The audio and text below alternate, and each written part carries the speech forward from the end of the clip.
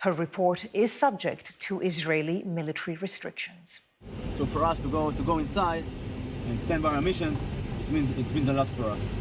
This is one of the routes Israeli soldiers are using to attack Hamas inside Gaza. An officer drives us up to the fence on the Israeli side of the border.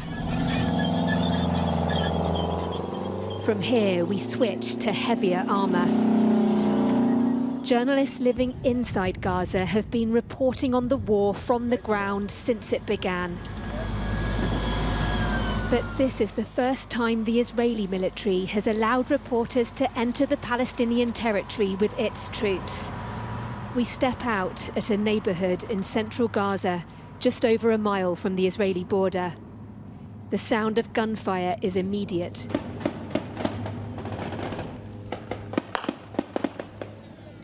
So too is the evidence of the devastation. There's barely a building left standing. The military says some of the gunmen behind the October the 7th attack on Israel that triggered this war came from here. No sign of life now. You can just see the level of destruction here. This place was hit by multiple airstrikes before the troops came in, and now they are pushing deeper into Gaza in this effort to destroy Hamas and also rescue hostages. An officer says his troops are targeting a network of tunnels used by Hamas. We go to search a tunnel in the east section over there. We found 2 tunnels, and now we're going to destroy them.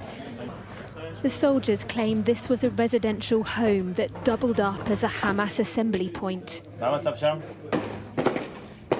It's now an Israeli position, but not without a fight. Troops have been on the ground in Gaza for more than a week. This brigade alone has lost 3 soldiers, but says they've killed dozens of militants. In the rubble, an Israeli flag. We're in the centre of Gaza. You can see Gaza City is just over there. You can hear maybe gunfire. We've been told by Israeli soldiers that they've seen some suspicious individuals and they're firing on them. Israel's urged Palestinians to move south, but many are still in the north and everyone's suffering. The officer who's escorting us says the military's working on a new humanitarian corridor south, but safety has so far been hard to find. There's a very high civilian death toll. As a soldier, how does that impact you? Personal, I can tell you, I haven't seen a civilian or one civilian here. We've been here for a week. I haven't seen civilian. They all know the message, and all of them, most of them, went for the south. The IDF is doing all what he can in order to stop and to separate between the population and the militants of Hamas. Yet civilians are still dying, a toll that's only going to grow.